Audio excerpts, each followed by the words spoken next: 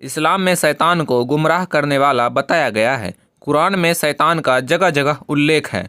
मुसलमान जब भी कुरान की कोई सूरा पढ़ते हैं तो अल्लाह के साथ साथ शैतान को भी याद कर लेते हैं। लेकिन इस्लाम में एक और शक्ति को दुष्ट माना गया है जिसका नाम दज्जाल है।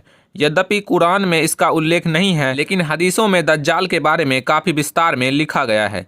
दज्जाल को अल्लाह का प्रतिद्वंदी या अल्लाह विरोधी माना गया है। प्रमाणिक हदीसों में दज्जाल के बारे में जो लिखा है उसको जानकर लगता है कि दज्जाल ही अल्लाह है। तो चलिए जानते हैं। पहली बात, दज्जाल कौन है? दज्जाल का पूरा नाम अल मसीहु अ-दज्जाल है। कुरान के अनुसार शैतान तो सृष्टि के समय भी मौजूद था, लेकिन दज्जाल मोहम्मद साहब के जीवन काल में ही पैदा हुआ था, जैसे मोहम्मद साहब के जीवन काल में अल्लाह पैदा हुआ था।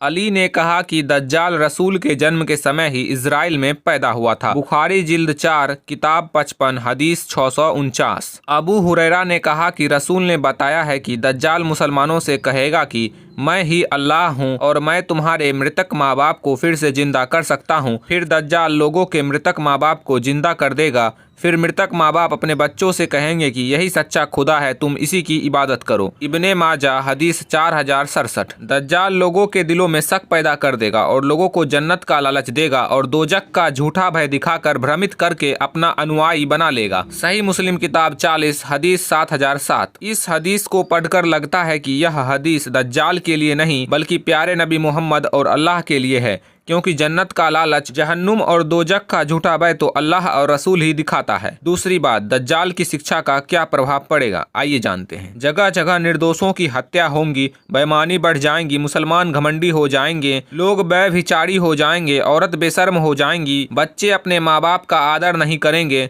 मुल्ले मौलवी पाखंडी हो जाएंगे, उलेमा ज्ञान की जगह फसाद फैलाएंगे।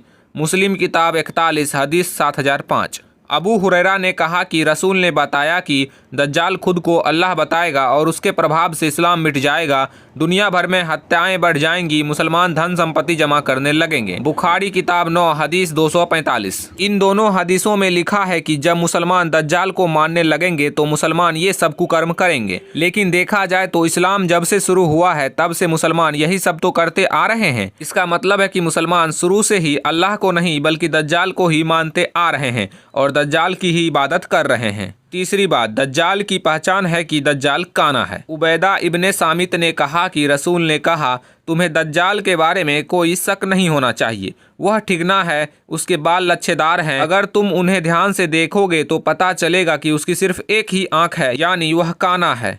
अबू दाऊद किताब 37 हदीस 4306। चौथी बात, मोहम्मद साहब झूठ बोलते थे। जैसा कि हर एक मुसलमान झूठ बोलता है, उसी तरह मोहम्मद लोगों से झूठ बोलता था और धोखा देता था। यद्यपि उसे पता था कि अल्लाह भी काना है, लेकिन वह इस बात को छुपा देता था। अब्दुल्लाह इब्ने उमर ने कहा कि रसूल ने कहा, क्या तुम्हें पता है कि दज्जाल काना है लेकिन अल्लाह काना नहीं है?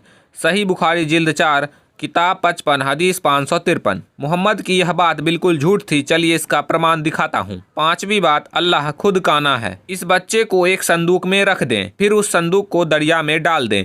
दरिया उस संदूक को किनारे पर छोड़ देगा और अल्लाह का शत्रु उस बच्चे को उठा ले। अल्लाह उस पर अपना प्रेम डाल दिया है ताकि वह अल्लाह के आंख के सामने पाला जाए। सूरा ताहा 20:39। अरबी व्याकरण में हर एक संज्ञा के लिए 3 वचन होते हैं। एक वचन वाहिद, द्विवचन तासनिया और बहुवचन जमा। और जो चीजें जोड़ियों में होती है जैसे आँख, कान, हाथ और पैर आदि, उनके लिए द्विवचन का प्रयोग किया जाता है। दी गई आयत अल्लाह के आँखों की जगह अरबी में एनी आँख शब्द का प्रयोग किया है जो एक वचन है, अर्थात अल्लाह की सिर्फ एक आँख है और अल्लाह काना है। अगर अल्लाह की 2 आँखें होती तो वह द्विवचन शब्द एनैनी आँखों शब्द का प्रयोग करता, और काना होना तो दज्जाल की निशानी है, जैसा कि मोहम्मद साहब कहते थे। इससे साबित हो जाता है कि वास्तव में जो अल्लाह है वही दज्जाल यानी शैतान है, और यही कारण है कि मुसलमान आतंक मचाते रहते हैं। अगर उनका अल्लाह दज्जाल ना होकर सचमुच ईश्वर होता तो मुसलमान शांति प्रिय होते। इसलिए मुसलमानों का अल्लाह ही